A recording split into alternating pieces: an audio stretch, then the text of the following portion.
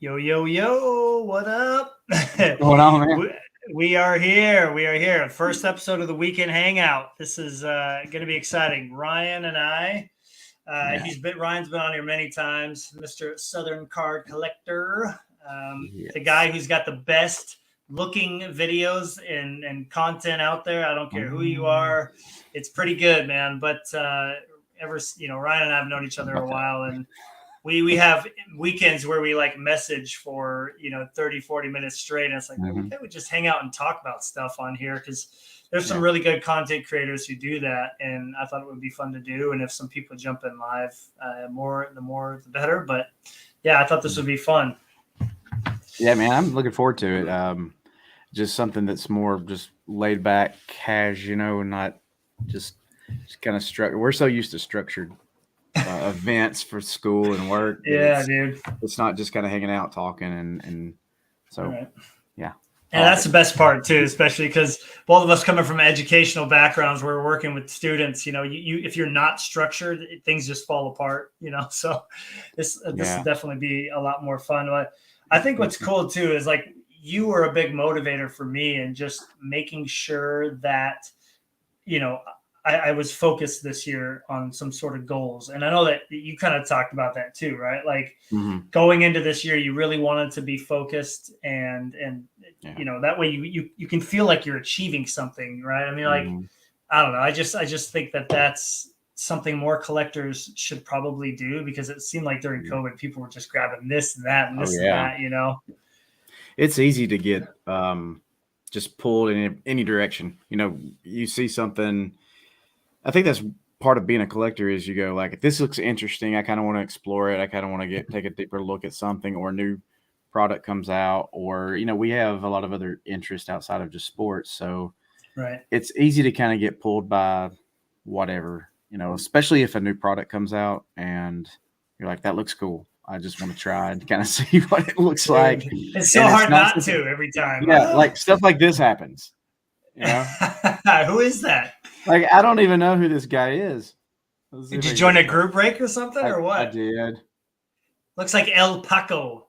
I like that. Isaac Pacheco, but he's Okay. a prospect or a rookie. I don't know what he is. It's an NT. No, I got into an NT break and for Javi Lopez, Uh-huh. and I think like it was an eBay purchase. So I was like, I don't think I'm in this break, but I got an alert like I'm in the break, and then like I didn't have Javi, but what was cool is like if nobody buys a player, they do just random players for like 3, 4, $5.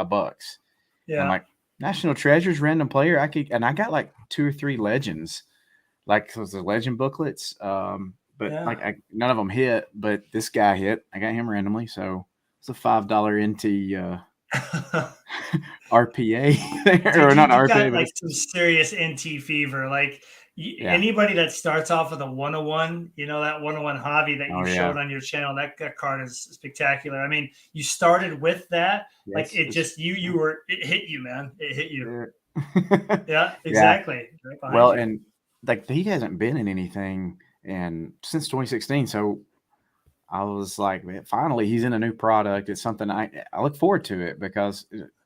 when I would collect Freeman, because I'm not collecting him really anymore right now, and something would come out, it was new, it was fresh, it was like, all right, there's something interesting here to chase. But I just haven't really been interested in anything new baseball wise, All right.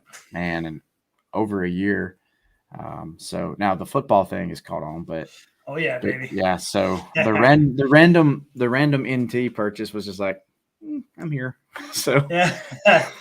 Well, it's funny too because we've been in a couple group breaks together, right? We did the select one last summer, like yeah, not last summer, but the summer before that, summer yeah. 2021, and it was great. I got Mhm. a white glass now out of Fiddy, and you got like five Yeah. or six Tim Andersons out of Oh that yeah, break. I mean, it we was killed it. yeah, it was awesome, man. And I don't do any of those glass now ones anymore because he's like got a base card and parallels, and there's Yeah, 300 cards in the set. I'm like, I did a tops one, Ryan, and I got two stacks this big of base cards of Tyler Glass down. I'm like, yeah, okay, this is not something that is going to happen yeah. again. So I think it was cool. I mean, we talk about the football stuff, dude. I am all about Zenith this year, and I Oh remember yeah. sending you some previews for it. Remember some of the inserts that we like? What was the first one that you noticed when I The sent that first checklist to you?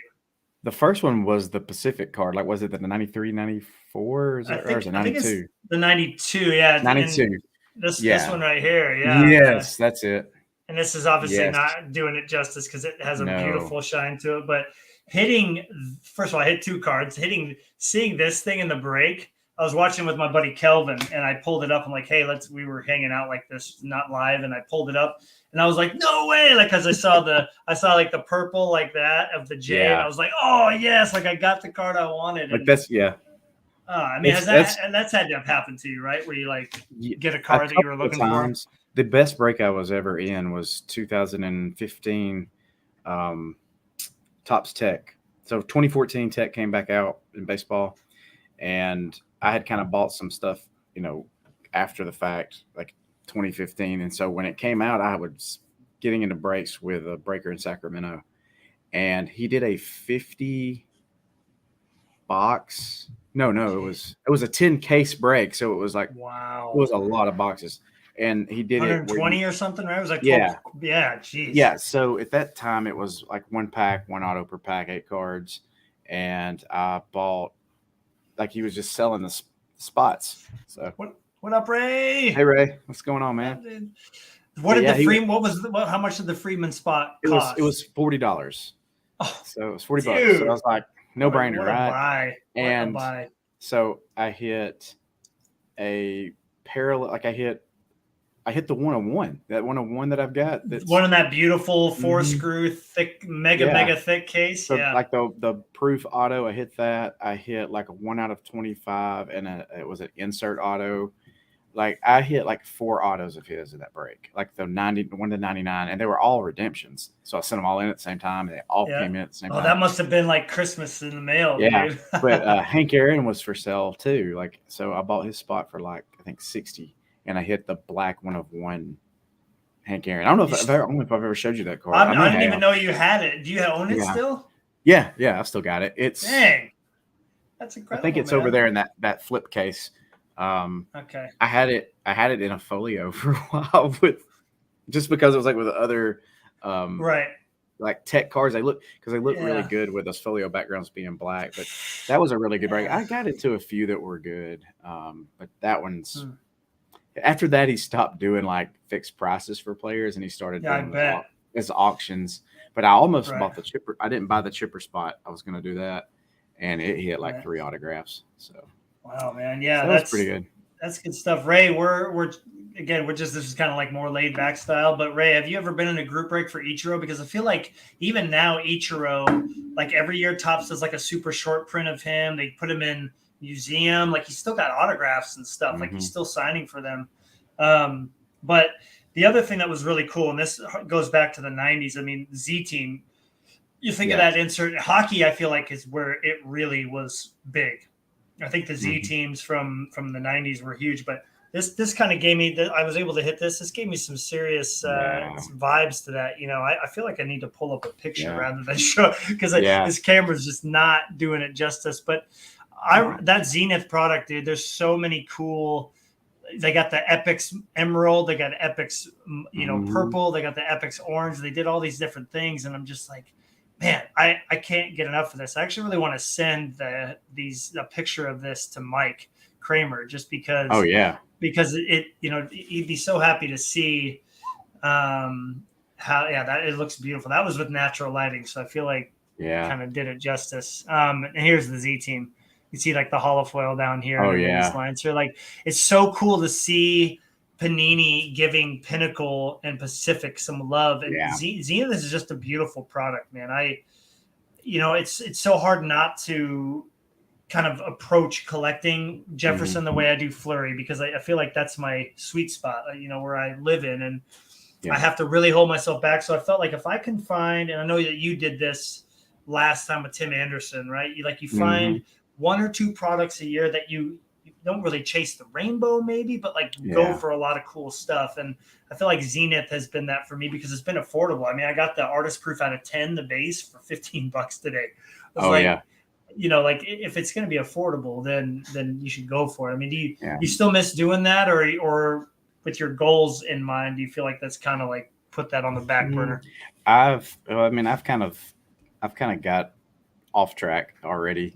Mm. Not bad, but just a few cards that I was like, okay, I'm gonna take my time because my whole thing in the video was like I'm gonna be patient. I know. You said that, and like 50 cards you want come up in a month. And yeah, well, like 6 cards that I haven't seen in 3.5 years decide to show up all of a sudden. Yeah. I'm like, okay, I just does this patience thing date back to like 3 years? Because I've been patient for those, but Right. yeah, I think it just depends. Like if I'm kind of feel like it's getting stale, because I'll be honest, past couple weeks, like I've not I've not been like disinterested in collecting, but you kind of go through those times where like things are going on, you're busy. Because I stopped, I think like in 2018, I Yeah. stopped for like I didn't do anything with cards for 6 to 8 months because I just felt like I was in just this weird cycle that I wasn't enjoying it, Right. and I kind of felt like that a little bit. Like I did those goal videos and stuff started coming up and I was having a great time. And then just like we just got real busy here at home and with the Uh-huh. kids doing a lot of stuff. And I was like, man, I just can't, like, I'll still like it. It's easy to do on the phone. Like it's easy to sit there and look at cards. Like that Yeah. part's not good. Like getting down here and moving things around. Like I kind of was like, I just need to step away because don't feel the same enjoyment right now. But Right. I have, like, it's been 2 weeks since I've really just played around with stuff. I hadn't even made a video in 2 weeks, and I've got some ideas, but Right, you right. know, Well, I mean, and that's I think that's what's going to be fun about these weekend hangouts, because I think we're all in search of motivation from different yeah, things. I mean, you certainly motivated me a lot to up my creativity, and that's why I have this. If I could show it here, I have this pad down oh here that's yeah, got the iPad that can house my phone, and it just kind of makes working on the iPad easier. Jeez, if I could even get this camera set straight, but it just makes doing it easier and more enjoyable. And it's got me like thinking to myself, like, oh my gosh, like making videos is going to be fun again, as opposed yeah, to, it was just such a pain to do on the phone. I know I'm first world problems here, but like you're sitting here like like yeah. pinching with your fingers. I'm like, all right, man, I can't I feel you. do that. I'm still doing it. I know. I get it. It's like when you have people who are like-minded, and we're both teachers, right? So we kind of Mhm. are already on that track. And then there's other similarities with collecting in our personal lives. Like it's nice to have somebody else there, like motivating you. You're Yeah, like, oh, Ryan just threw up another good video. It's like, man, I want to try something like that he did, and I want to try something like that. And then if I put a video up, you might say, oh, like I want to. That's a good idea. I should try something yeah, like that. Like the intros and outros, I've been having a lot of fun with those. yeah. Those are great. Those are. I really enjoyed those, and I was sitting there, I Yeah. was like, I was thinking, it's like he's taking advantage of some editing stuff that if you're using the same system, I don't know if you Yep. are. We're both Like using CapCut. Like Yeah. I haven't even looked at that with CapCut, like the intro outro stuff. I've seen it, but I just haven't played with it enough. So it's fun to, even if I'm not collecting cards or actively trying to purchase something that's out there, just to have that side of it as a hobby of the content creating and learning some new Right. things. So it's been pretty cool to see kind of how you've used that app, that software. Oh, it's awesome, Um, man. so It's so easy to use because you can just screen record on the iPad mhm, or the iPhone and just splice stuff together. And yeah, the transitions are really fun. Like hmm, that transition where Flurry is making the save on the shootout against Kane, yeah. and I kind of like flashes lights and then goes to him popping out of the flowers. Like it was Yeah, very easy to do, and I love how natural those transitions can be on there. And yeah, CapCut definitely has made it a lot easiler. And so yeah, honestly, somebody came up to me today at when I was refereeing basketball games, the principal of the middle school, and he wants to get a YouTube channel going for his business of like whale watching and hunting mhm, tours and stuff like that. He's like, man, I want to make a really cool video. I was like, get CapCut yeah. and get a bunch of cool videos, and I'll show you how to splice them together, and then It's you super can. easy, yeah, It's you just again have to take the time, and I know that for you, yeah. it's probably a little bit more challenging than it is for Well, me. I mean, I do it at night whenever everything's kind of settled down. But Yeah. part of my lifestyle changes is I'm over the hill, of course now. Uh, Don't is say that. I see is people in their 50s all the time, like kicking butt. So so, but it's just staying up super late. But I've had to get some more sleep lately, which has helped. It's yeah, paid off. But it's really my problem is I'm too concerned about how well the cut. Like it just living with some things that aren't don't have to be yeah. perfect. I mean, look at me. I had a Uh, stinking light ring in the center of every oh, single card I showed on the last they're video. I here, mean, they're like, here, they're here. dude, it's like we have to work with what we've got. I'm living in a Yeah. 1 bedroom apartment. You're, you know, got 4 kids and all this other stuff going on. Like, Yeah, we're not going to be able to sit in this Mr. Beast perfectly lit room yeah, and film content. I mean, like even Ray, who's here watching right now, he just does the camera right down onto the table, yeah, and there's plenty of different ways to enjoy yeah. watching content hobby wise. And so I think we're probably harder on ourselves than any We other are, person viewing we videos. are. I mean, I've had some really nice compliments from folks that are watching videos Good. now. And I think you probably drove some of them that way with your last video, Mm-hmm. or maybe was it the last or The before? goals video, yeah, the Yeah. goals video. Yep. So there's a couple, and I've got to go back and reach out to some folks that commented just to reply to them. But I guess it's fun because when people acknowledge, like, hey, I really enjoy your style of video or how clear the images are, how because my goal with the cards is like I mean I'm trying to showcase them, but being in Right. front of the camera tries to add some personality to Yeah. what's going on, and I'm Exactly what comfortable. Greg said. Greg said the Yeah, same thing to me. He's like, you got to yeah, have the camera looking at you, man. I'm Yeah, comfortable with that. I don't mind that. It's just, and I've got students that watch the channel, so that's cool.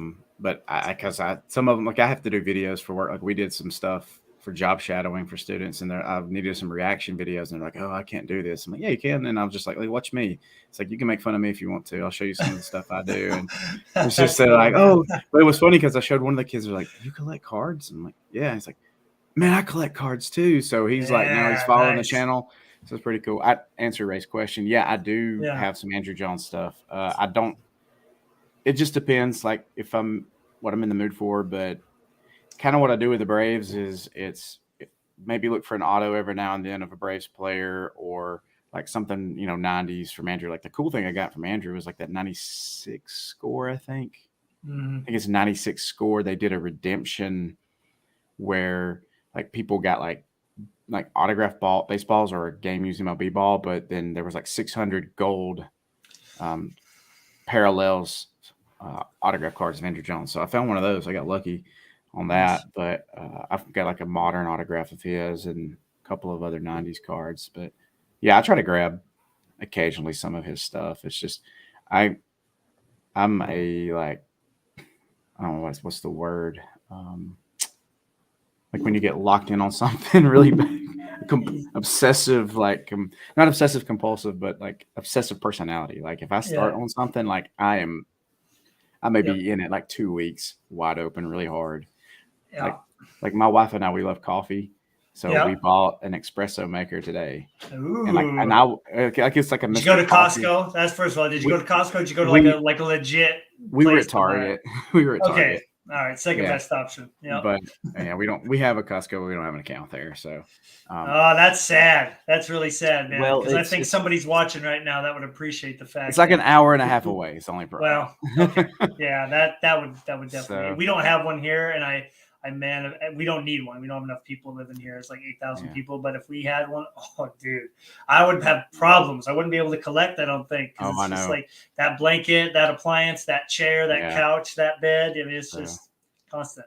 well, yeah, so it's just things like that. Like I will be so it's kind of like that with cards. That's why I said in the goals was so important for me was because if I like get off on a tangent, like if I start chasing Andrew John stuff or whatever, like oh I like these NT cards, I think I'll get in 1,000 breaks, and it's just I'll get really obsessive about doing one thing, and that's part of the problem with video making is I'm too obsessive about how they look when like, they're fine. They're just you just see Yeah, things personally, little transitions or little things you say, and I'm very scripted with a lot of it, and I'm like, man, this just looks too. I feel too rigid, even though maybe on the viewers end because a lot of people don't know me.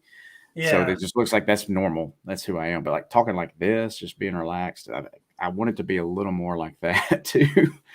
'Cause- I mean, seriously though, I think it just comes with time. I mean, we've done 75 because I was looking at how many Mhm. I've done, probably 150 of these types of things where some of them I've been in the driver's seat, sometimes Greg is or Alan, and Mhm. we just kind of, but just being on in camera, and you know this as a teacher, like you're always thinking while you're talking, you're thinking about the next Yeah. thing you're going to say and how the students are going to react and how you're going to react to them all at the same time.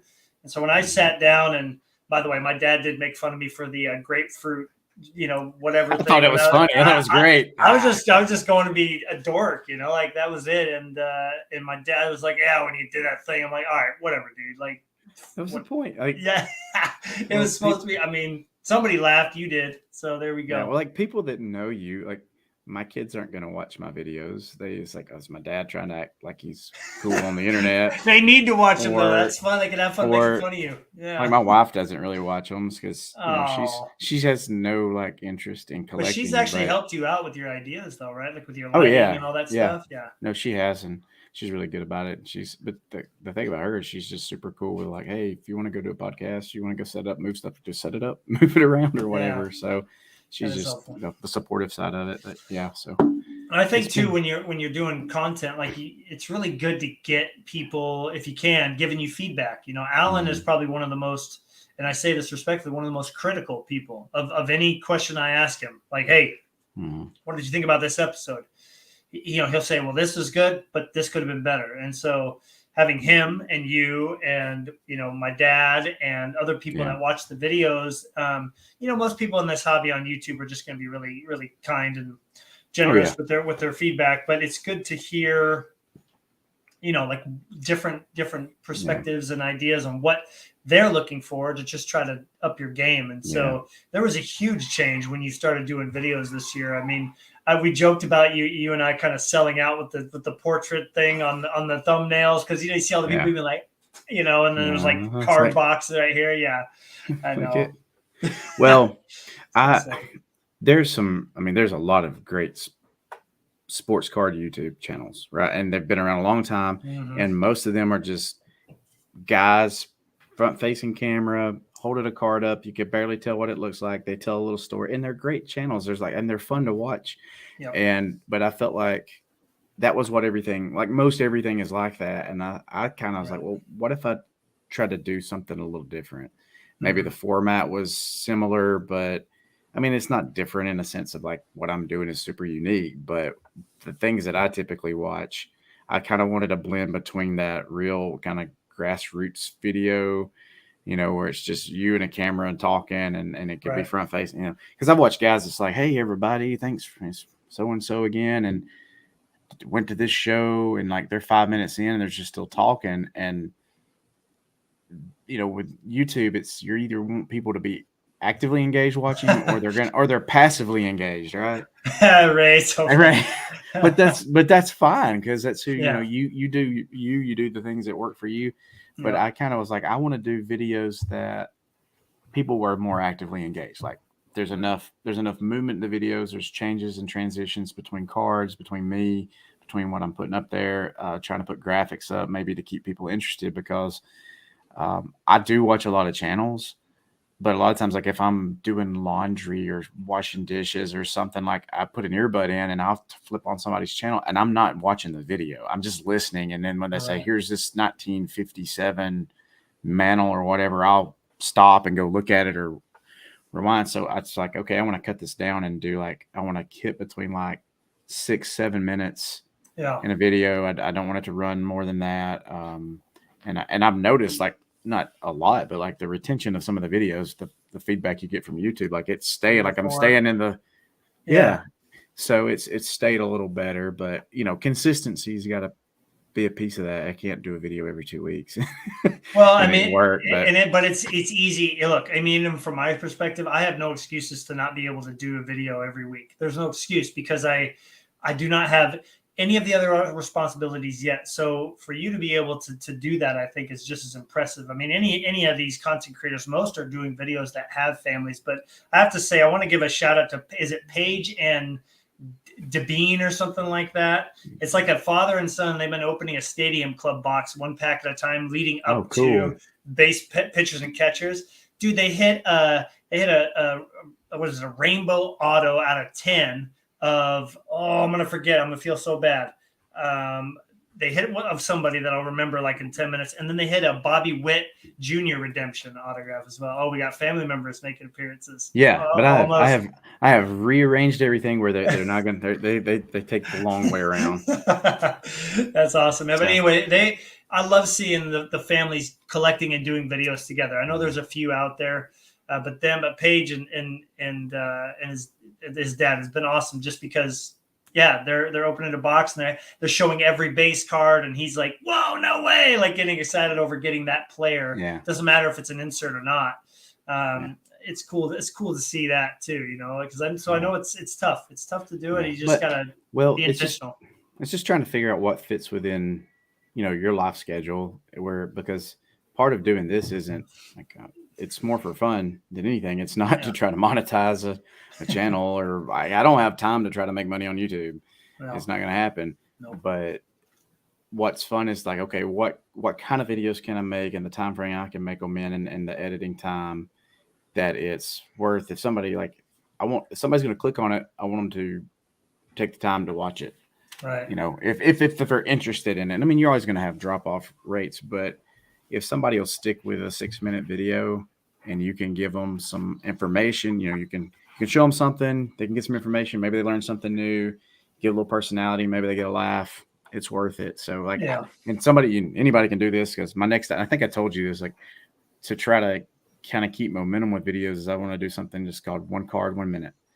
Yeah. So, which really fits more like in shorts, like, if you're doing a short or if you're doing it on another platform. Yeah, like a TikTok or something. So it wouldn't really be like a minute. So I had to kind of rework it. But if it's like 2 or 3 minutes or something, just kind of a filler series of stuff where I could video several cards, have it kind of in my camera roll where I can go in and edit it and upload it pretty quick or something like that. But I think it's been good to like have. I know it's tough when you're not having like constant cards coming in, but like, pickups of the week are always good. And when you're not getting cards, and then it gets tough because everybody seems so drawn to what's new shiny thing. Yeah. And we have so many amazing cards that we probably haven't shown off or haven't talked about a lot that need that airtime. Yeah. And so how do you do that? How do you show love to, like, doing showcases can be 30, 40 minutes if you do certain, like, okay, here's Flurry and Penguins. I mean, that would take me 30 minutes, and there's not a lot of people that are going to stick around for that. So I do struggle with that idea too. Have you thought about that? Like how to bring, stuff that's been in the collection out again? Yeah. Cause there's some video, like I've done some videos a couple of years ago that don't really, I mean, nobody's really going back through a ton that far back looking at stuff sometimes. So if most of the videos that have gained traction, when I say gain traction for like a channel my size, are a lot of 90s box breaks that I did, right? Like some of those things did well, but then I did like a top 10. So like maybe doing a top, the top 10 things, or my favorite 5 cards of this player this month or something. But like I did a Hank Aaron PC deal like a couple years ago. It got, like 30 views. And I was like, I hadn't really showed any of my Aaron stuff in a while. And I'm like, well, do I do I show the same cards again? I was like, well, yeah, because nobody's going back and watching the other one. Right. So it might be worth to freshen it up a little bit and have a different approach to how I present the cards. Things like, hey, giving some little facts about Aaron, some little things that, most collectors, they know the general story of him, but like he grew up in Mobile, Alabama. So there's a lot of great players that came out of the state of Alabama, him, Satchel Paige, Willie Mays. Like there's a lot of those guys that you could just kind of give some fun facts about, or just kind of doing some things when you have time, like on location. Right. Of some play, just trying to mix up some of the variety, but you kind of bring some of those cards back out and find a way to make a connection. You remember the guy that did the King Griffey Jr. rookie card? He took it Oh Like yeah, everywhere you went and took pictures. Like that was kind yeah, of cool because you knew, it I mean, you knew was. what the card was, but you were kind of getting a perspective of somebody's kind of like a vlog, like a travel vlog. But Well, yeah, yeah, there's a lot of you told cards me to that do need. that. That's right. That was your idea originally when you brought it up with me of doing something like that. I mean, that you could do it easily in Alabama. There's all Yeah, sorts of places you drive to, right? Your road yeah, trips that you do. yeah. So there's a lot, and just grab. I mean, you can grab a quick video of something, talk about the player or whatever, and then kind of work it into the video if you don't take the card with you or whatever. Uh, but yeah, there's a lot of cards that I haven't shown, and instead of it just being like, "Hey, here's 10 cards that I haven't shown you that I've got," like kind of create a little story behind it to kind of keep people engaged. Because, and of Right. course, which with YouTube, it's the content can be great, but you got to drive people to it. And so we were talking about the thumbnail. It's not necessarily like you're not selling out, but you've got to get people's interest, right, to look at it, Right. and then to have a title that at least draws them to click. You don't want it to be clickbaity all the time. I It's like, completely sell out it yeah, for every it's like, click. Yeah. it's like, I sold my entire collection on the Sims model game. When you get, it's like, here's my Yeah. fake collection. Oh man, well that's the thing, and just like Ray's saying, yeah, people Instagram is different because it's just that static photo, or you can do those shorts where you have like the rotating Yeah, display. I've done those. I need to do more of those. Those were fun. yeah, those are Um, cool. I like them. but just like, but that was a way of making it different, and you're right. You're absolutely right. I mean, I've got plenty of Marc Andre Fleury cards that I would love to bring out and show to people. They're not the new shiny cards. I've had them, but I haven't really talked about them. But they're really significant and very, very tricky to find of your player. But how do you present it in a way that is interesting, visually pleasing for those who are watching? Because some of us, like me, part of the reason I don't think I get enough comments on other people's videos is I watch them on my couch, and I know that you've Mhm. done it too. You've shown me a video. You're watching a video from in Yeah, the living room, but you can't comment on it. So how to get people to stay interested and talk about storytelling. You talk about somebody like Brent Near Mint Musings. I mean, yeah. and I think it's Bowman. Was it Bowman 1948 or something like that? Hmm. Um, they do a really really good job of, again, like you're saying, I might be doing the dishes and I have the phone or the iPad now set up in the corner so I can kind of see it, but I can also hear it. And I'm doing the dishes and cleaning and Yeah, cooking or whatever. And I just can listen to these guys talk about whatever cards are out there. And I might take a peek, but it's more about just how it's being yeah. narrated. And they, Mhm. in my opinion, set the bar when it comes to those types of things. Yeah, And I really so, enjoy listening to Brent stuff yeah, because, like, he yeah, he bought he had a card the other one of his last videos, and he was referencing like the home run derby TV show right. that came out in the 50s.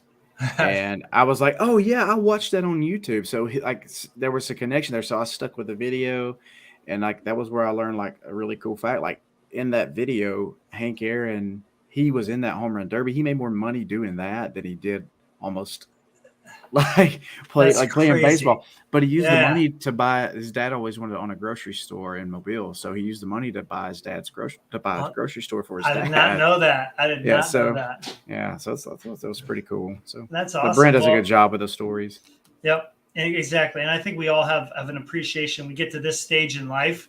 I think I find myself to be, a growth mindset person. As a teacher, I think we have to be that way, right? We're always Yeah, trying to adapt and better ourselves. But I think it transitions into our content. I never want it mhm, to become stale, and yeah, no disrespect to anybody who does the same video over and over again. I think, mhm, like, for instance, Michael Vargas, he is a King Griffey Jr. collector mainly mhm, on YouTube. I look forward to every Sunday when he puts his videos up. They look the same, but I'm used to it and I like that. yeah. So for him, it Well, works yeah. perfect, Well, I think it's the thing. It's like you match the individual matches their personality with a format that fits them, what Right. they do that's comfortable.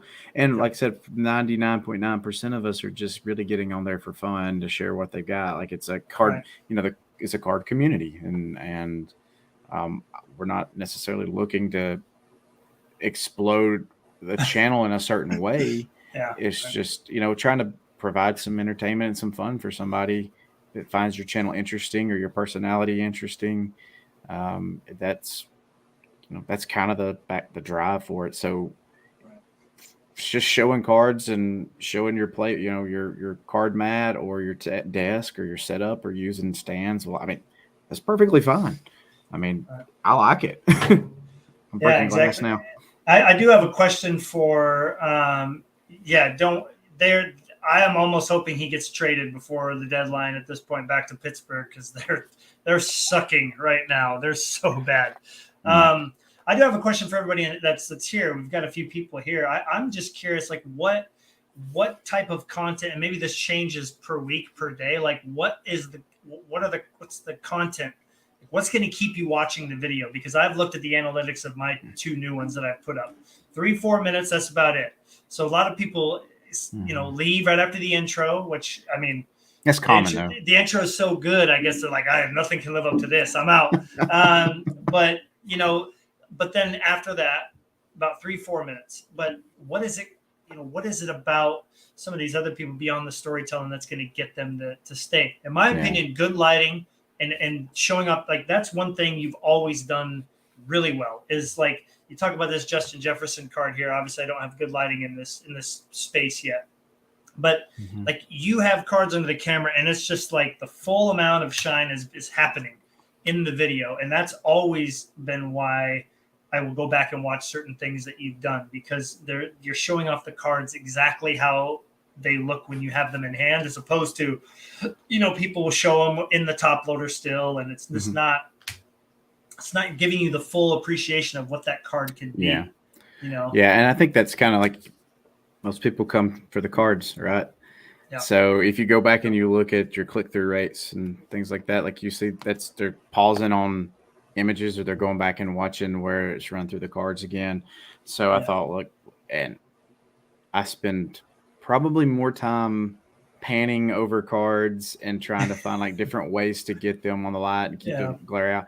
But it's nice to be able to do that, talk about the card, talk about the experience with it, and then you've got this nice Ken Burns effect going with the card. So like people want to see, like if they were able to hold that card, they're like, oh, this is what it would look if I was able to have this card, right?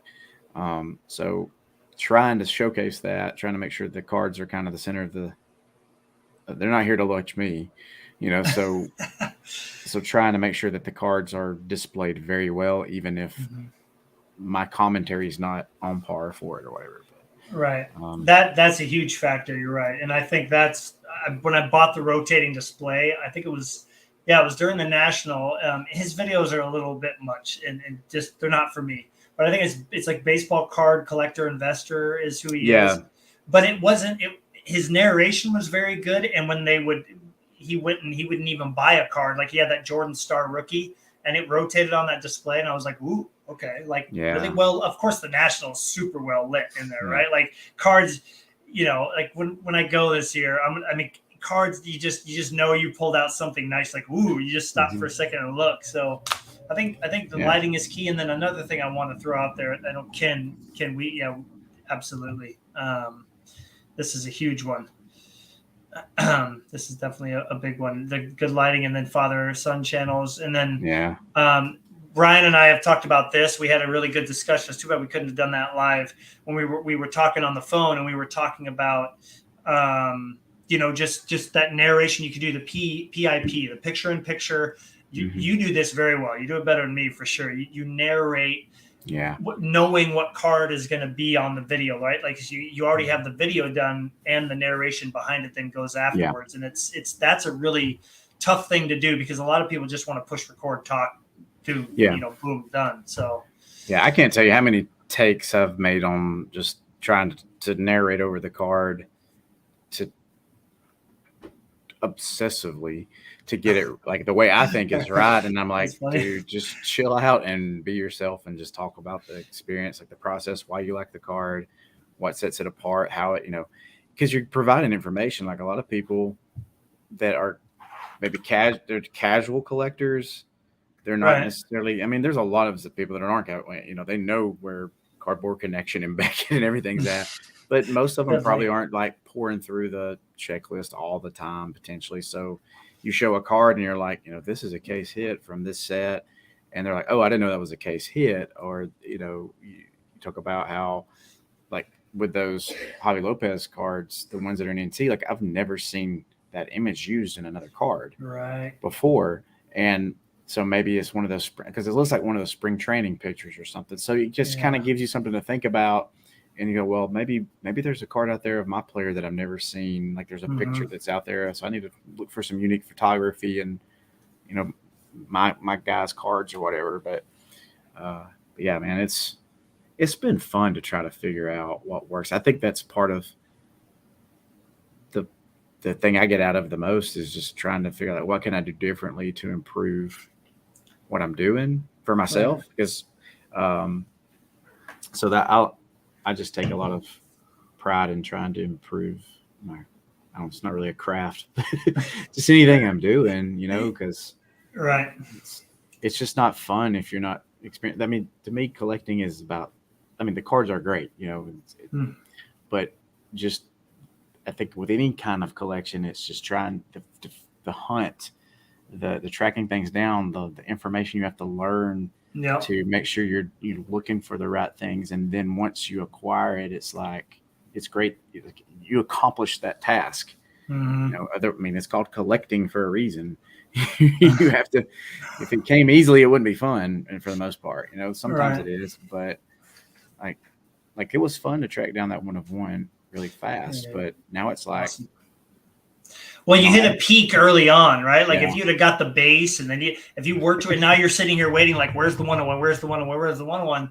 Well, then you're keeping, it's like every day you wake up, it's like, is this the day? yeah, Is this the day? And so it's interesting to see you going the other way, yeah, where you get the big card to start, and now you're like, well, I get the 51 out of 50 when I get it. yeah. So But it's it's different. but it's still, I mean, it's been fun to still kind of track that because it's nice to see.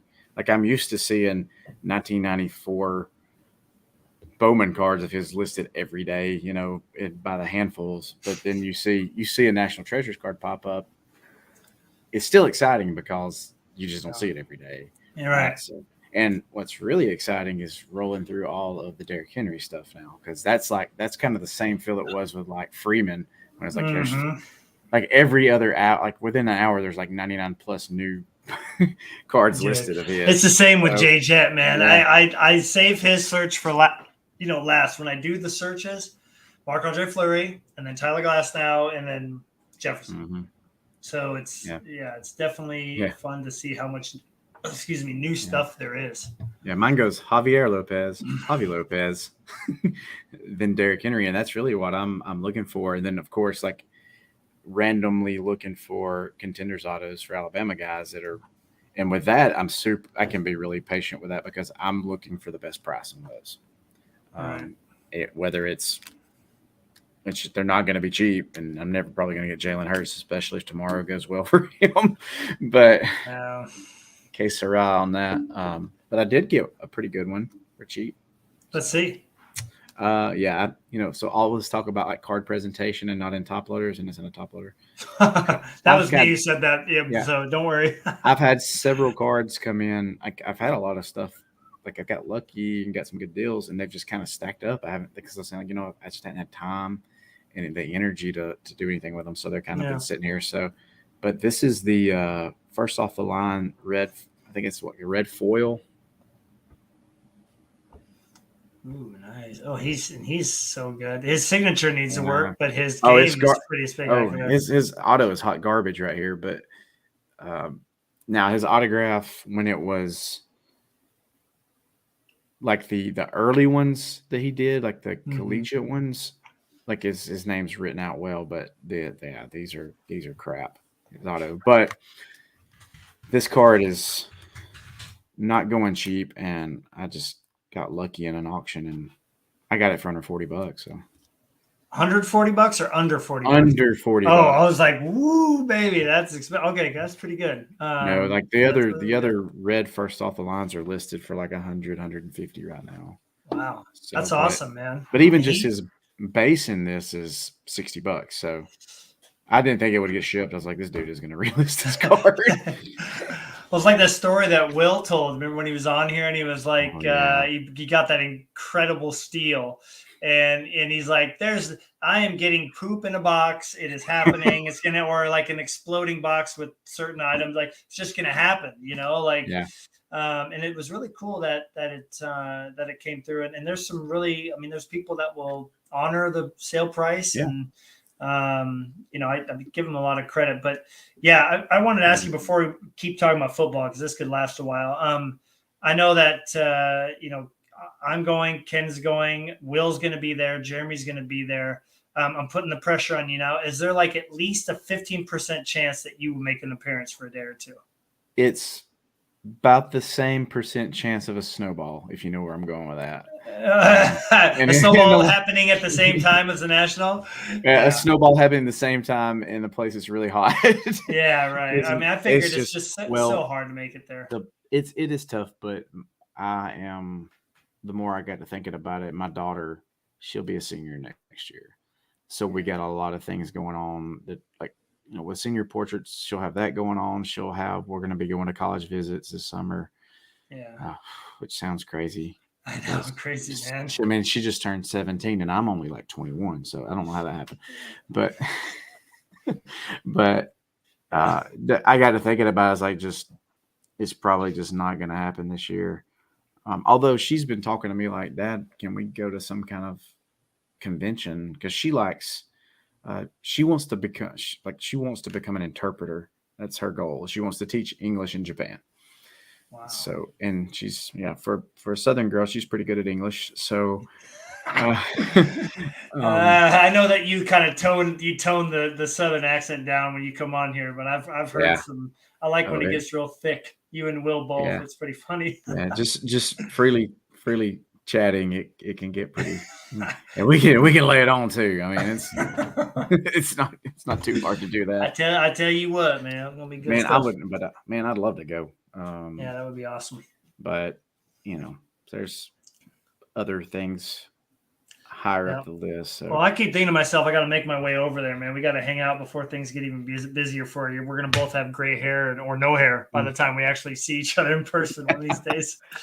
But I think it'll happen at some point. It's one of those deals where it's a long, which I guess anybody that's going to go to that needs to plan, out. It takes a lot of planning. It's not last minute, like, I think we'll go to the National, we'll get some tickets. Like we don't really fly anywhere because we can't afford to fly anywhere. Like 6 of us get on a plane and it's like, well, it's like, where are we going to fly to? We're just going to fly there, look at the place and fly back. Well, hopefully fly enough. Hopefully I find something for a lot of people on there. I think it's going to be more of that for me. Obviously, there'll be plenty of Jefferson rookies that everybody sees on eBay, but it'd be nice to go there. And you were talking about like, what is collecting about? I think just as important as the cards and the content we're making is just the people, man. And like, there's nothing that brings me more joy than seeing a person that you really care about and support and enjoy their content, enjoy the collections, get a card they've been after for months and months and months and years. Like when you get that 24 karat, that's going to be epic, man. I mean that's just because we all know how much you've been wanting to get that card. And the football stuff is really cool for me and you because we both have kind of similar interests when it comes to those case hit inserts and seeing which ones appeal more to you and which ones appeal more to me. And then where we have some overlap and knowing, like what the right price is, because that's the thing I struggle with the most. As I mentioned in my last video, I bought that Exploits, which is a beautiful acetate card. Yeah. And the picture of him catching that touchdown. But I was the first one to buy one, and I thought, oh, these are definitely going to be sitting here. He's going to win Offensive Player of the Year, or he's, in Pro Bowl. He did pretty good.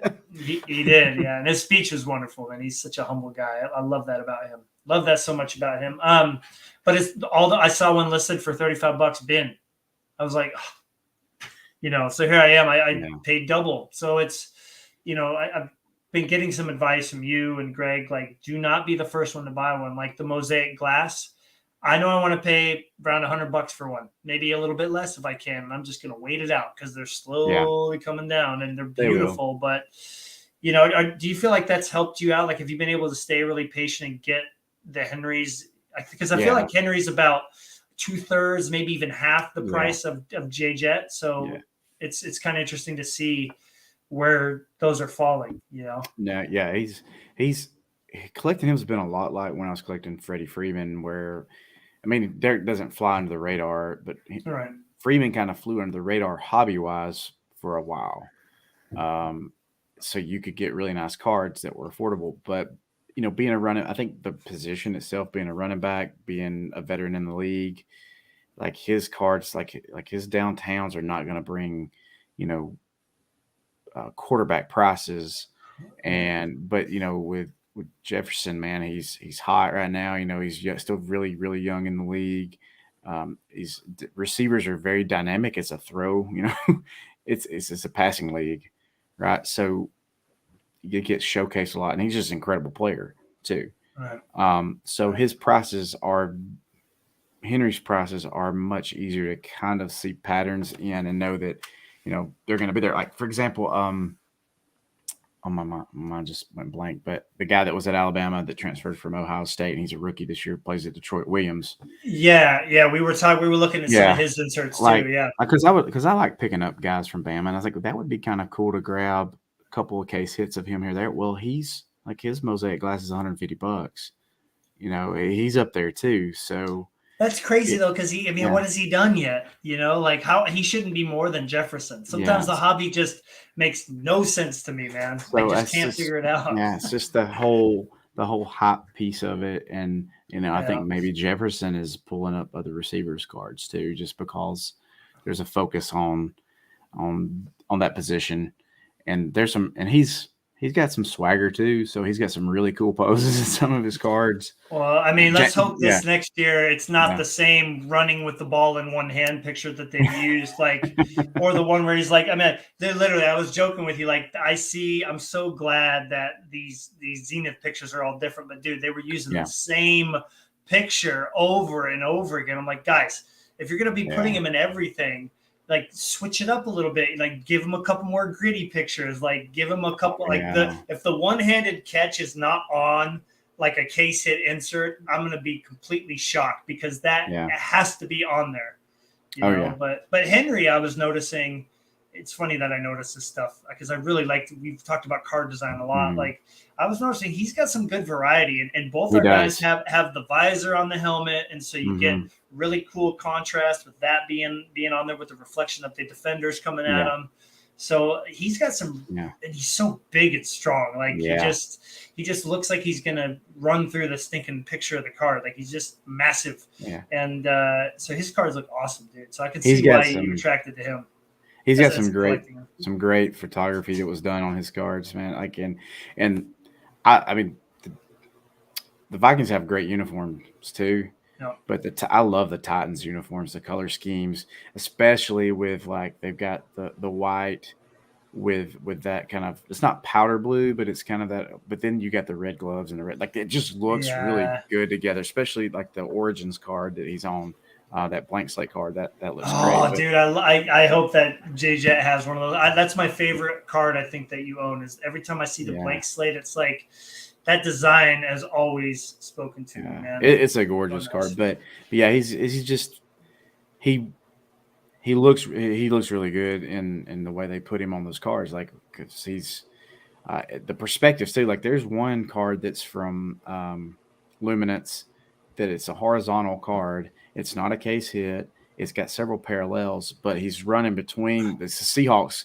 They're playing, and the guy in the background's diving for him, and he's just. Is it like, Sheesh? Maybe. It's not. It's not even. It's just the base card. I think it's just the horizontal format of it, and it's just a great looking card. And I haven't bought one yet because they're listed all the time. Yeah, you find one whenever you want. But. So he's into some great stuff, and like the Zenith stuff, because you bring that back up, and we kind of started talking about that earlier. So I think I did win a Zenith card, but then I got to look and I was like, I think this is last year's Zenith. I think it was a 20, but he's got some stuff that's been listed.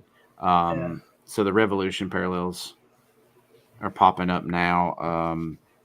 And I haven't seen the 90. Was it the 92? I keep forgetting the year. He's in that. Yeah, you know what's interesting? He's in this, right? Mhm. He's in the Yeah, 92 because there's all these parallels that I've not seen, and I wonder if they're gonna do like a yeah, retail or like an online exclusive box yeah. because there's the golds of these. That is my chase card from this Hmm. product. I don't want to say the card that's out of 5 that I just got today. I don't want to ruin it, but there's some just really Yeah, cool cards, and I think what's neat is Henry is in different sets than Jefferson. They share a couple, but he's yeah, also got the Revolution and in his epics. Is he in the Emerald epics instead of the yes. purple? So I mean, like, He's got a th- momentum. Yeah.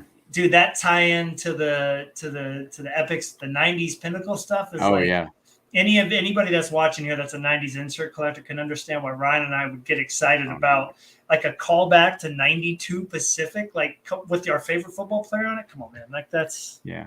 that's what's The up. reason the reason that card stood out, um, going through all that stuff that my cousin and I had acquired, Yeah, there was like the Barry Sanders was in there. There's like a lot of those cards and that was in all that stuff, and they were some I hadn't seen in a long time, and I was like, well, these cards are just fantastic looking cards, and I'm like, this has got to be some kind of rare. And it's like, no, this is just a really. I mean, they were, but they were really nice cards, yeah. and which we talk about how Pacific and what what was done with that. The designs was just it was way ahead of everybody in a lot of areas, the parallels and stuff like that. So, but yeah, he's got he was in the Emerald last year, and he's in it this year too. Here, I'll pull up a picture of the gold here. This thing, I can't believe I'm actually showing a picture of this player, but I'm going to do it just because, whatever. He gave me so many happy memories back in the day, so we'll just roll with it. Yeah, that's I mean, but that, look at that, and it's got like the gold disco in it. What? Where else have we? Is this mosaic? Maybe is this a mosaic foil? yeah, I think it is. Yeah. We Okay. just don't. Most of the cards we have so much other graphics going on that Yeah. you don't get to see as much because those cards. I mean, that's what they were. They were a nameplate, the player, and the company logo, Yeah. and then the rest of it was just wild foil in the background. Oh, dude, so nice. I mean, and that's out of 10, so you've got Yeah. some rarity to it as well, and it's just yeah. I mean, I'm waiting with bated breath for the here's the Josh Allen. I mean, the thing is when you can get a photo like this of a card and then also be showing it off on camera as nice Hmm. as this looks. I mean, look at that thing, man. I know it's in a light box, but just like Jeez. getting that to I almost feel like I'd have to if and when I'm able to get one. And Yeah. Henry's got one like this too, right? He's got the Hmm. gold. Yeah, Like he is. you'd have to have the camera coming down at it or have it on that rotating display to like really give it a proper uh proper Yeah. show off. I don't know what other word to use. My brain's not working today either, man. I don't know what's going on. I can't. Well, like Yeah. this is, and I can't remember. This is like so on this year's set. The date is it? I mean, it's 2022 on the back of the card, right? Yes, it says 2022. Yep. Okay, yeah. So he hasn't had as many cards show up on eBay yet. I've only And now, had maybe 20, yeah, 25 Jeffersons total. but That's a it. lot of 2021s have showed up, and I guess because the set just came out, people are kind of pulling stuff out and listing it too. But like Yeah. this is the moments from last. This is the 101, which is on my phone. Oh wow, look at that, man. Ooh. But that's a Is uh, that on eBay still? yeah, for $500 Okay, well there goes the summer trip. or best offer. Yeah, well, My offer wouldn't be the best, yeah, no. but Wouldn't be the just best. to get. I mean, so there's it's out there, and Yeah. like the exploits card, like there's a couple that's popped back up. Those should be cheap for you. If Jefferson's Yeah. going for 30, $40, you should be able to get one in the 10 to 15 to Well, 20 range. auction they've been hitting around 2025. Now, see, now that's interesting. I guess if you take a card of similar players and then Hmm. or whatever, and you compare them because the price is lower, Yeah. it's still a percentage higher, but that's a lot closer than I thought. I think it's interesting that's going to be interesting to see if a Henry can outsell a Jefferson Yeah. because we're going into the off season. By the time the Super Bowl gets done, I bet in about 2 weeks, Jefferson prices that will be that, and then moment through the summer that will be perfect because they keep releasing products. Hmm. I gotta say, like looking at the base card design, I don't want to show it because I have two coming and I want to make sure that they look, I could show them on video for the first time, but I just love the way the set looks in general. Like watching a case break of it, every card is like thicker stock. It's 55 point or 35 to 55 point. It's got a beautiful hollow foil finish on every insert. You got the parallels, which are not 99, 75, 65, 50. It's just, 50. And most of them are either 50, 10, and 101, and that's it, And so it just feels like a really premium product, but it's visually pleasing, even though just the unnumbered base. So I don't know, man. I got a lot. If it wasn't $250 a box, I'd buy a box of it. But it's not worth it to open a box and get a rookie auto of Joe Schmo, who I've never heard of or care to watch play. Yeah, I love this set though. Back was it the 97 set? I'm trying to remember 90s. The rip one where you had to rip the big ones. Yeah, that was it's the it might have been 96. But the baseball, it was a black background, and it was like several bats, like it was like a tracking a bat in the swing. But there was the baseball. I think it's Zenith. It was like that. I'm gonna have to let me look it up here. But I just love that set. Like I opened a box of it. Like this was before everything got crazy price wise, and I was going back and buying 90s boxes. Yep. Oh, so this is where had the roll call subsetter at the end or something. Yeah. All right, let me show this. So I was wondering where this. Okay, so here's the Griffey, right? Yes. Here's the Griffey.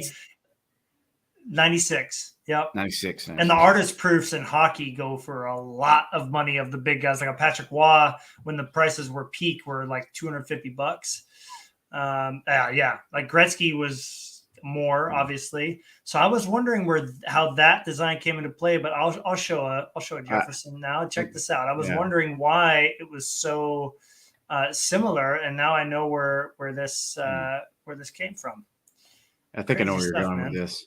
Yeah, you've seen the base, but I think it's cool how they're like making it somewhat similar. Like they're really using it as a nostalgic release as opposed to just putting a bunch of new stuff out there. It's great. Like this one is probably one. It's going for auction right now, so it's got like 5 days left. But this is one I definitely gonna. Oh, got to, man. Look at that shine, because that shine goes across the whole card. Oh yeah, it's incredible looking. Yeah, so it's not a buy it now, so it's at auction. Which honestly, I'd rather his stuff go for auction.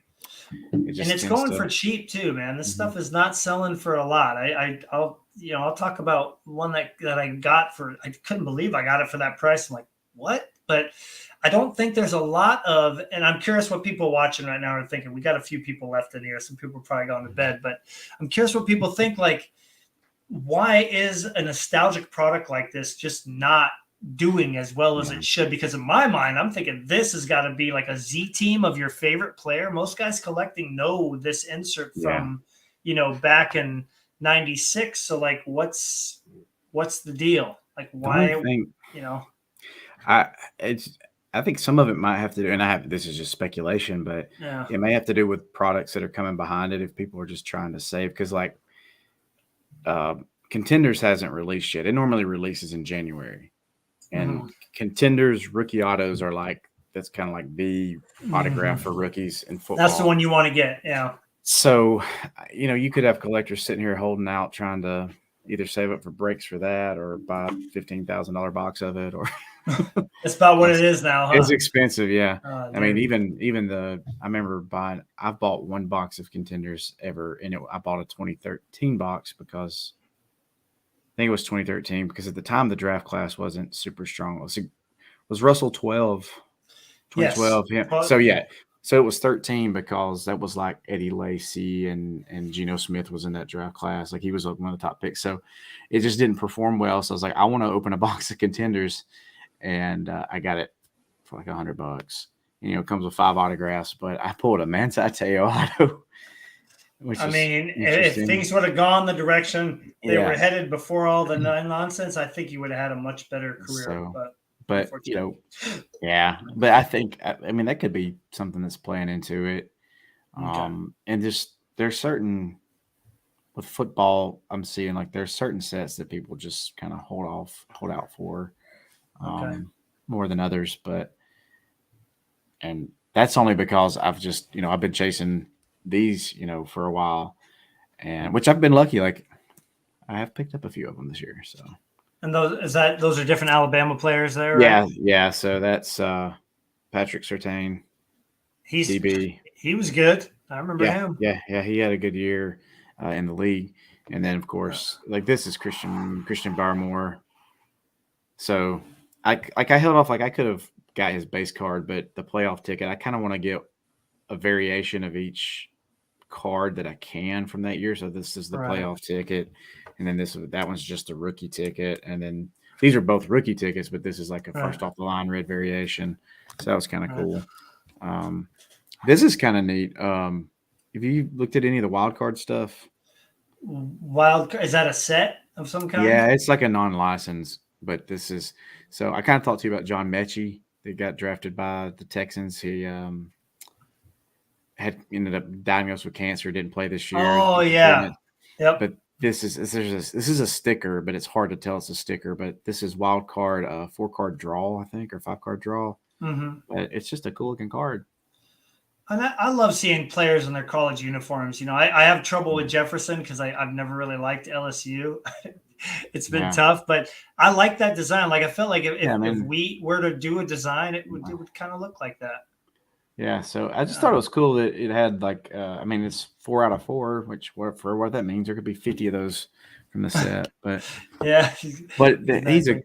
His story is really cool. So Right, and that's having some kind of connection. That Alabama connection that you have is always when you do videos about that stuff. I find myself, liking it even more because I know that you really care about it, and that's something that I didn't get a chance to mention before we get to what Ray's saying. Like another aspect of videos that I love. Antonio Colazo, the big Peyton Manning collector. We all know him from the Super Collectors group. Watch one of his videos, and he's like, "Oh man, look at that shine!" Like he loves every single card that he shows in his videos, and everyone in his collection. The same with Nate. He is the same way. Like Nate, he'll get off track and forget what he's talking about because the card looks so good. Like that is as authentic as you can get, and I think that is a direction that I always want to make sure that I'm headed toward. I want to make sure every card that comes in, I have something that I can love about it. And so for you and your Alabama stuff, man, like that's easy for me to sit back and watch because I know that you're gonna, give me a story about his career or something, and it's gonna be a good one. It's been fun to do that because, we don't really have a major connection to a NFL team. Like maybe the Titans are the closest thing. I've never been a Falcons fan. I can't really just never liked them. Not really many reasons to, but sorry. Emotional damage. All right. Anyway, so it was just a good way. Like I want to collect NFL stuff. This is a way to do it. Tie it back into because college football, it's crazy. Yeah, it's well, really being an Alabama fan every year is intense. And being an Oregon fan, I've kind of gotten into my sweet spot of I know we're going to have a lot of hype. I know we're going to have some amazing wins, and then we're going to do something boneheaded and lose a game we shouldn't lose, and then we're in a cruddy bowl game, and we're probably going to lose that. That's usually how it goes, and the uniforms look awesome, and they have some Bo Nix. He is a legit. He could have easily gone to the draft this year and been picked in the first round. That's my opinion of him. He is a guy that I could see myself really liking and to collect because I've always wanted to be a quarterback. But Jefferson, there's something about him, man.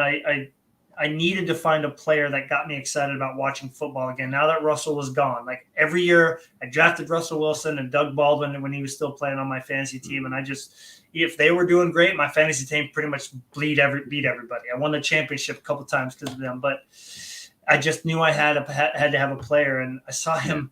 Literally, I talked about it in my video. The dude, he's like poetry in motion, man. Like what he's doing out there.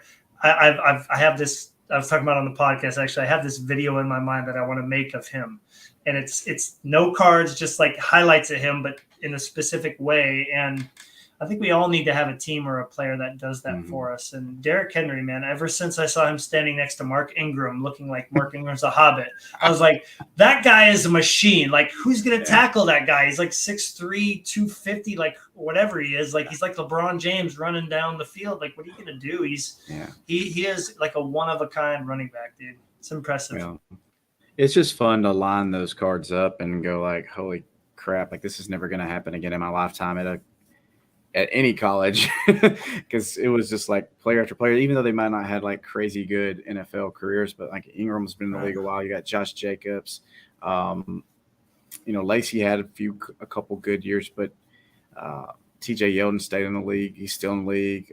Kenyon Drake's bounced around and done some good things, but it's just like, no wonder they were so good in college, but I also remember sitting there as a kid going, oh man, we haven't won a game, and they were on probation for a while.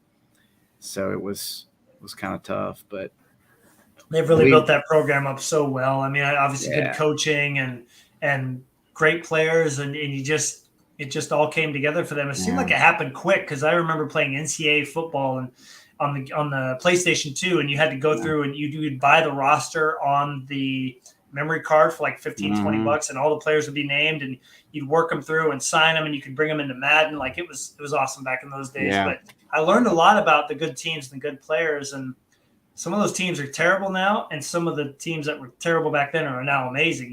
Clemson, Alabama. What's that other one that's a bit small? I think it's a Cal school, but they're really, really good. Not San Jose. Cal Poly. Like there's a couple schools that were in the top 25 this year. I'm like, how? But now obviously Colorado, they're going to be good this year. I mean, just based upon what he did with the other program, that's going to be crazy to see that. Well, NIL's really changed everything. I mean, a guy, if he doesn't get the deal he wants locally with an NIL deal, he can like, okay, I'm just going to go somewhere else. Yeah. So I mean, it's really kind of like a college free agency process potentially, which I think they're trying to do some stuff about that. But man, this has just been really. It's been fun to be able to collect those. To see. Sometimes it's like, oh, how many guys got drafted this year? Oh crap, 10. I got to find 10 cards this year. But going back, I mean, I'd much rather it be that than they stink. And it's bad when the team that you support is so good that you're like, oh well, maybe we'll win it next year possibly. Because it's for some fans it creates this sense of like you've got to win it every year. Yeah. And for me, it's like, well, if we lose one game, I say we because if they lose one game, it could be over. It couldn't be over, but it's like a good team to beat. And now their basketball team is really good this year. So, which they probably have a top 5 pick anyway. Right. And Miller's incredible. Yeah, some really, really good players on that team, including him. Now, I'm kind of curious. I know I don't want to go too long here because you're going to get in trouble and not be able to go to sleep in your bed. But I was looking at the cards behind you. I can see your Henrys behind you. And I'm very envious of that Regulators, by the way, from 2021. But have you found yourself like me looking and finding uniqueness in those cards? Because I find myself I find myself enjoying them in a different way than my hockey cards and my Glass Now collection. They offer something, obviously different player, but like they offer something design-wise that's so unique, Yeah, they're I thought I liked the 21 better than the 20. Is it?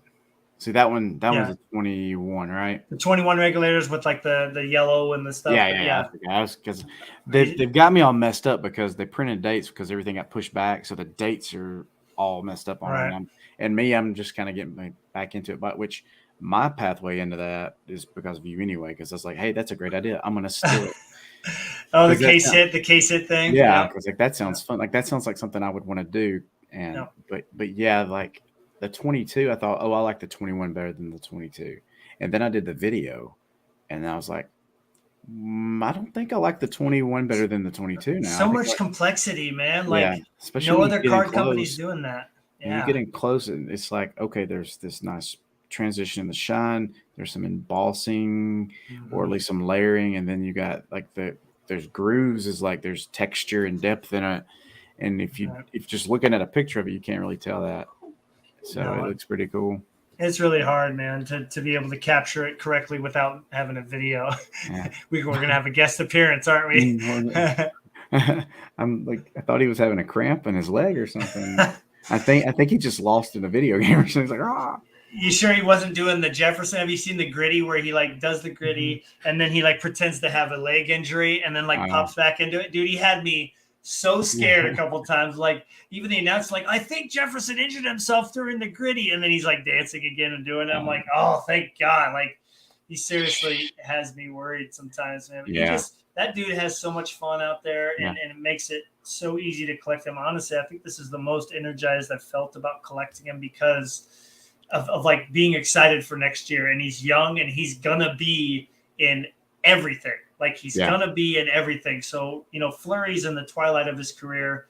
The cup checklist just came out, which is, by the way, this is like the oldest product ever to come out. It's like from 2021, 20/21. So it was, and of course, Fleury is like basically non-existent in the checklist. Robin Leonard is all over it. And I'm like, well, okay, saving money on that. But I know that I have a player that's going to be, hopefully he doesn't get hurt really bad, will be in just about everything, let alone case hits, every single product. Oh, yeah. And Glass now, once he gets healthy again and everybody remembers just how dominant he is, he's going to start getting put back and stuff. But I know I always have the Jeffersons to fall back on. And I don't know if you're feeling that with Henry, because Javi, again, you're going to see something new once in a blue moon. So it's nice to have the Henry stuff to kind of key in on, right? Yeah, no, it's been almost more fun to collect his stuff, not than it has been Lopez, because I was telling my wife the other day, it's like, sometimes I'm like, sit there and look and go, I really enjoy this, but it almost gets to be a task when you're super collecting somebody. Like sometimes it's like this, it's fun, and then you're like, I got a gap, I got to fill, I got to find this card, and then it's like, why am I doing it this way? That's funny. But she's like, this because you have this organization completion issue that like, yeah. She's like, she calls me like the spreadsheet guru. So everything's on a spreadsheet and everything. But well, I know we're kind of running over, but I told you the other day I got a really nice Henry that I thought we thought it was a digital card.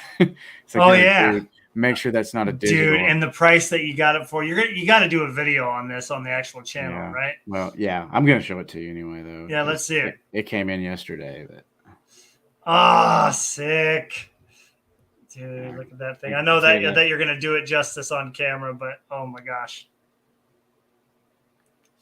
Wow. That's impressive. Look at his eyes in that photo. He's like, that is awesome, man. But I was like, seriously, because I knew a couple had come up, and I was like, I think these are case hits. And so I went back to Beckett Cardboard and read, and I sent you like a screenshot. I was like, Panini claims these are really hard to hit cards. Right. And I'd looked at a couple that had been listed a few times, like 40, 50, $60. And I was like, they came in a PWE, and it came in it actually was in this. I took it out of this. Unbelievable, man. There's still deals to be had if you're ready, if you're looking. Yeah, I got this for less than a Wendy's meal or a Hardee's meal or what is it? What is it? Hardy? What Carl's Jr. Carl's Jr. Yeah, it's called Hardee's out here, but it was so bad when I was in Arizona, man, because it was just so easy to get and readily available, and it was cheap, and I didn't have to cook. I was telling my mom last night we're having dinner. She made this amazing chili, homemade cornbread. I'm like, oh my gosh, so good. I also didn't have to cook, right? But we were talking about, all my sisters and I have lived elsewhere, and dude, I ate Domino's and like pizza because it was so easy. You go play basketball, but you have class the next day, so you just get some pizza because you can just eat on that the next 2 days, not do anything or whatever. I mean, it's almost nice to be here, and I don't have that option. It's crazy. Yeah, where we live it's still rural right here, but all of the we have an interstate that was completed like 10 years ago, so things are starting to really grow to this end of town. So they've built like 15 restaurants on this. Like I'm a 3.5 minute drive to like the closest fast food restaurant and the hospital, which is good. So Yeah. I can eat a hamburger, So you have a can quarter eat hamburger it. Yeah. in the hospital. But like we're so everything's so close, so it's easy just to kind of hop out. But yeah, I kind of envy you sometimes, like so I don't have all of it right in my face. But Well, it's tough because when you're super busy too, you want to just do whatever is yeah, convenient and just move on. I totally get it. I have moments where we have the delis at both grocery stores, and it's just so easy to go in there and just eat.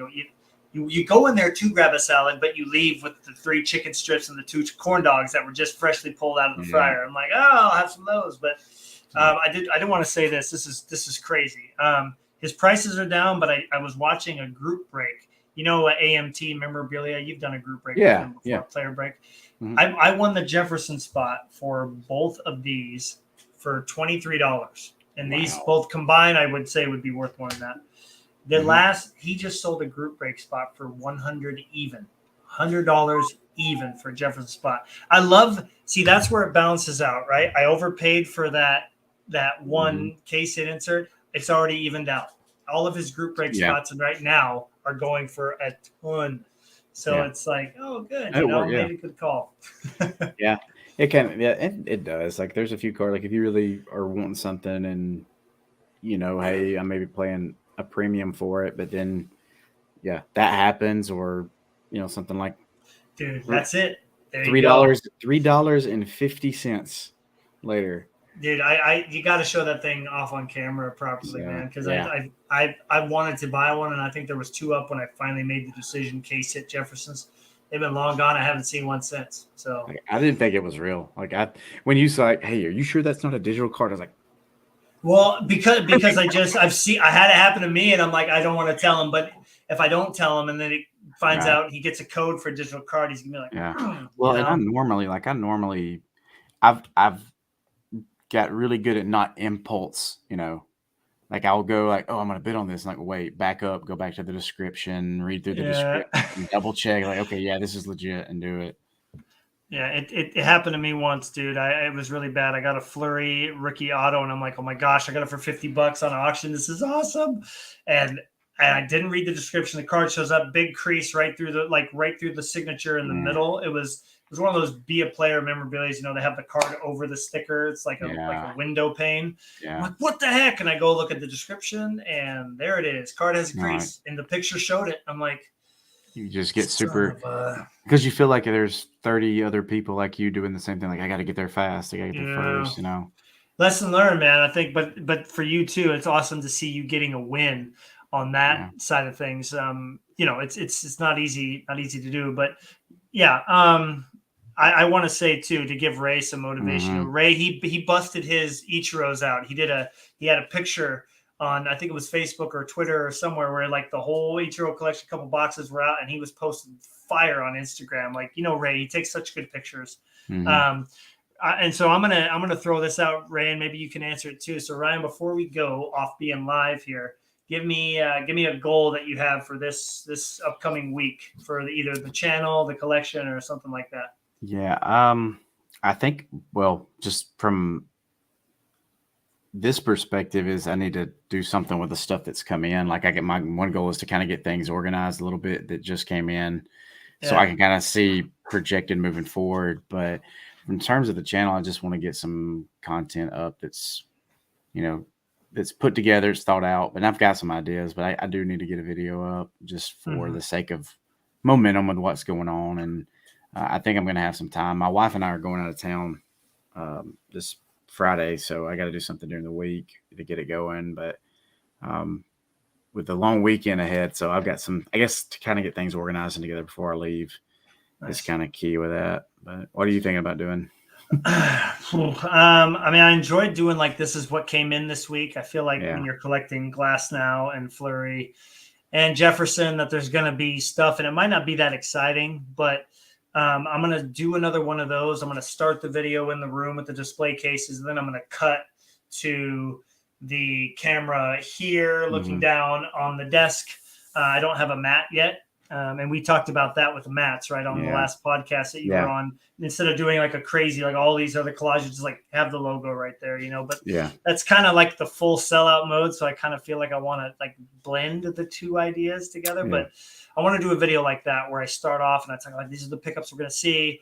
Boom, it goes to the video of the camera looking at the cards. And you did do one with the picture-in-picture where you had the other camera here and you made it a circle and it was kind of living in the top. Did you feel like that was enjoyable to like kind of look over at the camera while you were doing that? Yeah, it kind of was and I had to do some crazy artwork trick with it, but like, because what I was doing was would video the card, but I also kind of had to go back and look at this camera and talk about it. So I'm over here like doing this. So there's better ways to do it, but I just like the idea of kind of like going back to what Greg was talking about is like you could either do cutaways or you can do like picture in picture because I like when I'm watching people who do picture in picture, like I'll look up at them talking a little bit about it. I'll kind of look back so you kind of feel like it's kind of almost like a conversation going back and forth between them and what's going on with the card. So just mixing it up and seeing what like one of the videos I did that I was having fun with, but I was like, whoa, there's a lot of edits and a lot of moving parts with this. Like it felt, well, it was the Derrick Henry. But it was like, here's picture here. This is zooming in and out and I'd flip the card around. But a lot of it is just things I was trying to do to mask some poor video. like because some of the video wasn't great images of the card sometimes. So I was like, well, I've got these really good pictures that are clear, so I'm gonna pop them in and kind of let them zoom in and out as the front of the card comes in, the back kind of zooms out or whatever. But I think after I watched it, I was like, it was fun, it was kind of cool, but it's like there's a lot going on. Right. So you know, I think just trying to do some things like you're saying, mixing up the idea of kind of intro. Here's what we got. Here's some, and then if you leave the picture in picture and just don't get too crazy like I did. It almost have to have the camera and like I'm gonna probably film it right here. They almost have to have the camera above the mat, so you can just go from down. But then obviously you got to have a hat on because our hair is slowly fading away. But be able to like look up because I think you and I probably watch the same guy, right? He does like videos like how many blasters to like get a downtown or how many. What's his name? He's got tons of subscribers. Not Hobby, is it? What the Court Kings or what the heck is his name? Yeah, I know you're talking about. Pac-Man. Like Pac-Man, Pac-Man. And he, you know, other than the like and subscribe, like he definitely pushes that hard, and that's because he's a big time YouTuber. But you know, he does a really good job of having a conversation with us on camera while he's doing it, and it's a little played up. But I think trying to do something like that would be a lot of fun. So. Some of that stuff, which my son is into, you know, he likes Pokemon and some other things. So we watch some Pokemon channels, and there's some things that are done on those channels that are different from sports cards. So some of that stuff kind of bled over into what I was doing, but it wasn't exactly the same. But I thought, because there's a lot, like they do a lot of picture-in-picture stuff. Right. Because the format of that product, when you open it, is pretty straightforward. We're not looking at the backs of the cards at all. That's for sure. I mean, no. It's basically you open a pack, you shuffle to get to where the rarity spot is on the back. They flip them over, they go through them. So you're seeing common card over and over again of the same stuff. So they're trying to keep you engaged conversation wise. Yeah, there's something to pull from that for sure. And then Ray, I think that's great because I was going to recommend you do such a good job narrating and talking through your videos, and you pulled the cards out. And again, that's the trick, you know. Ray maybe he hasn't grabbed a bunch of new Ichiros, but he's got so many incredible Ichiros. Like, how can you theme videos to keep them interesting? And you did that thing where you'd open a pack with a card in there that you already owned, but you wanted to like see it again for the first time in 2-3 months. Awesome. It's like that was fun that you did that, and like just trying something new. Ray, I think is just I love seeing Ichiro stuff. I mean, I can look at Ichiro stuff all day, but again, two main things: great lighting and visuals, great storytelling. Those two things for sure, and then just an extra one, great enthusiasm, like genuine Yeah. enthusiasm of the cards. I think you talked about that with me, is like just being yourself in the videos. It's so easy to get a little apprehensive and be like, okay, I'm Matt. This is I have watched my first video, and oh my gosh, man, it is so cringy. Like I didn't sound like a teacher at all. I was so nervous talking about my cards, and there was no like emotion. And so it's so important to bring those three things to the table. Well, you have to think about like what is your overall goal and purpose. I mean, you can't do that with anything. But what's your overall goal and purpose with this video I'm making? And is it Right. is it to entertain, inform, and make it enjoyable for somebody to watch? And if 30 people watch it, so be it. If 3,000 people watch it, so be it. Because there's a lot of really poorly produced videos out there that have lots of views. Yes. Just Yes, because I of know. what the content is, right? Yeah. Like one of my worst videos is the best video I have. So I Talking wasn't about trying the to do promo video. yeah, I wasn't trying to do anything. I just thought, I'll do a comparison video. And Right. it's like, hello, welcome to my channel. Dude, I've watched that video like 4 or 5 times, and I think because though it's a great reference. I've wanted to buy some of those half-inch thick ones for like 5 of my favorite flurries and have them displayed in like by themselves, even on one shelf, just because like these are the top 5 cards, and I don't know. I think it's something that I can go back and like, I wonder, like maybe I'll do all screw downs or something. Like, let me see, Ryan, like you showed them off so well with the light that it showed us exactly what to expect. You narrated well. Somebody could watch that video and see a quarter of it and listen to the rest and know what's coming. So yeah, good narration, man, can go a long ways. And that's something that, I've kind of I haven't really narrated. I've just kind of talked about what's going on, but being able to do that where people can follow along. I think it has to be scripted. I think you have to know what you're going to be talking about prior to just jumping into a video. So, well, there's so many tools out there to help with that now. It's kind of easy to get an idea and just don't beat yourself. Like I just trying to stop beating myself up if I don't say things exactly the way I want to say it. All right.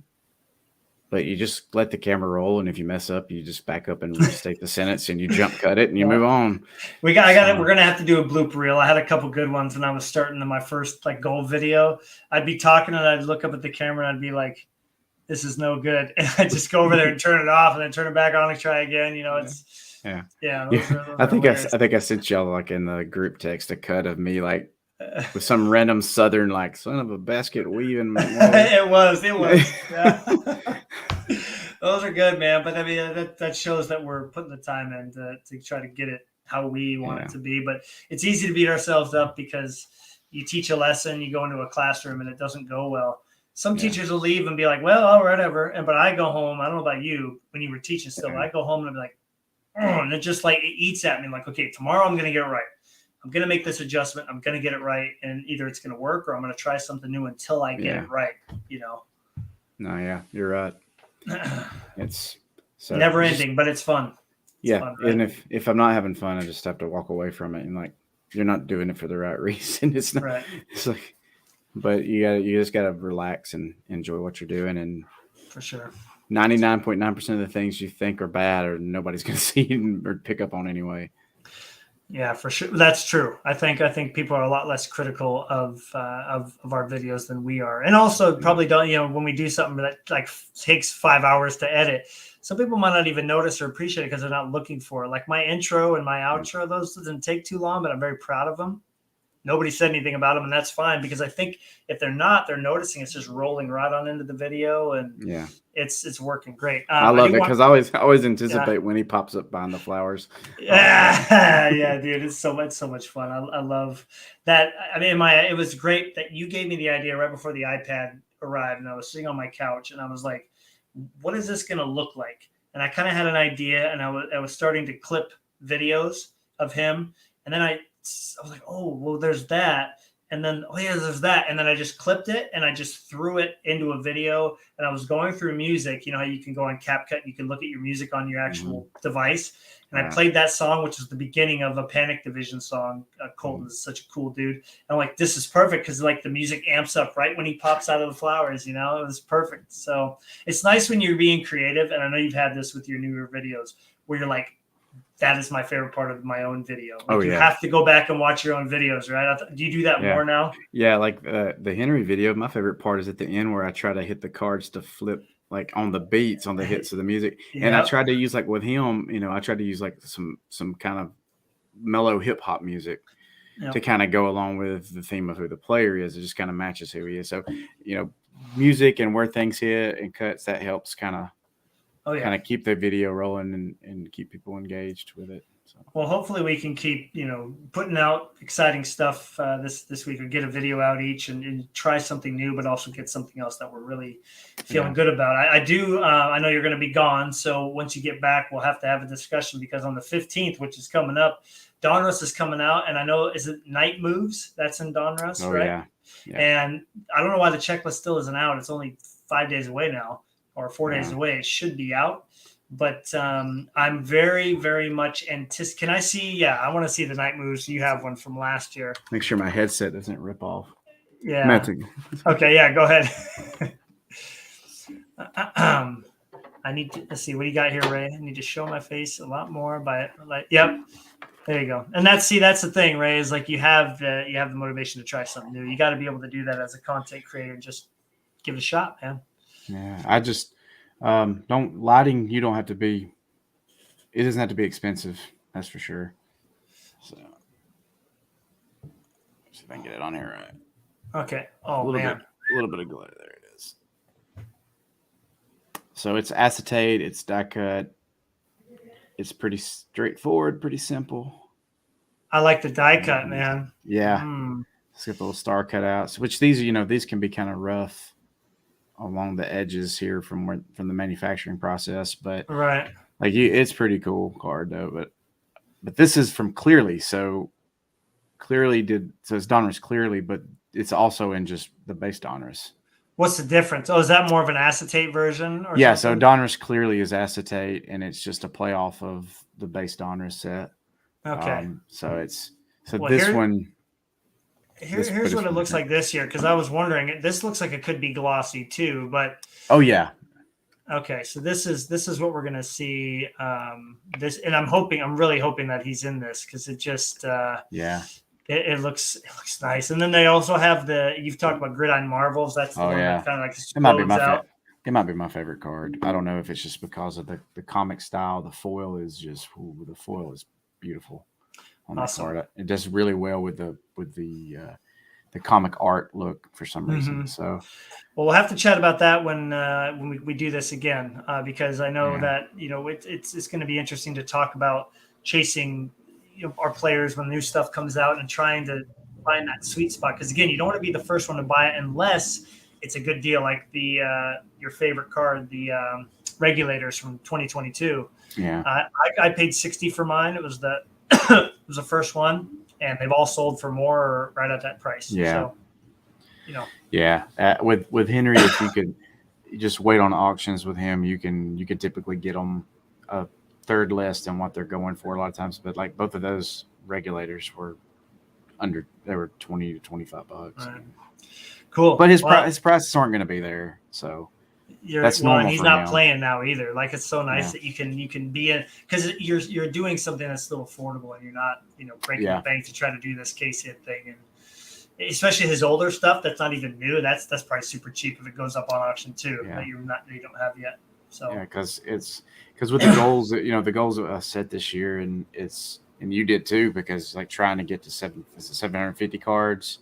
For Tyler Ross now? Yeah. That I could be there now, though. I could just be grabbing all this Donruss and all this. But you want to be more, you want to be more particular about what you're picking up to make that move. And so, I mean, I'm still want to pick up a Roberto Clemente card and a Willie Mays card this year. So there's going to be room in the budget saved for that versus just grabbing, another 2 or 3 Derrick Henrys that pop up just because they pop up. So.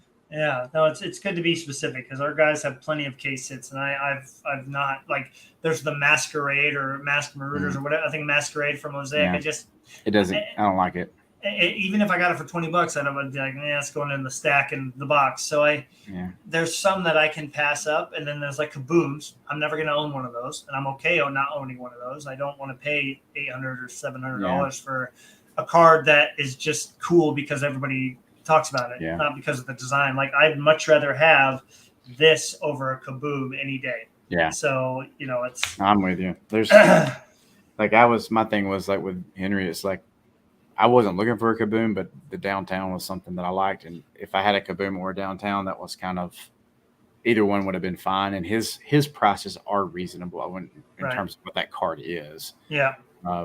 Compared to most players, like you're still going to pay a premium for that card, but not near as expensive as everybody else. No, I have to pay twice as much as that for a Jefferson downtown. I would love to have one, but I think those are really cool for people. Like, have you seen those home field advantages from Topps, the baseball? Mm-hmm. I would love a Julio Rodriguez of that. Oh man, like this guy. I mean, that was my first favorite team after the Penguins. So the Mariners. So I don't have a lot tied into Minnesota. So I think if you're a Minnesota fan from Minnesota, that's got to be one of your first cards that you go for. But for me, I get more into like the regulators and the night moves and things that in the exploits, things that are unique that I don't see in football and basketball.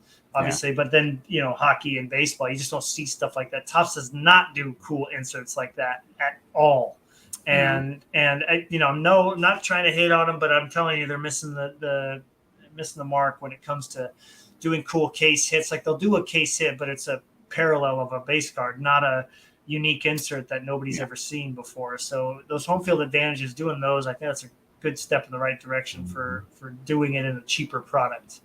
Yeah. So that continues.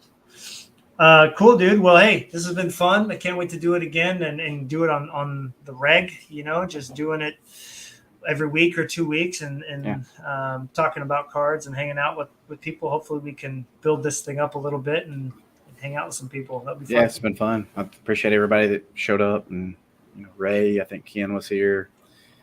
There's several, and I didn't see who else all was here, but it's just pretty fun. Yeah, I just kind of laid back, loose format, kind of flow is kind of fun just to kind of shoot around different things. Cards. Sure. I'm gonna have to set up the how could I do it? I might be able to do it on the iPad. Actually, it'd be kind of interesting to try doing it on the iPad because it's big enough as a computer screen.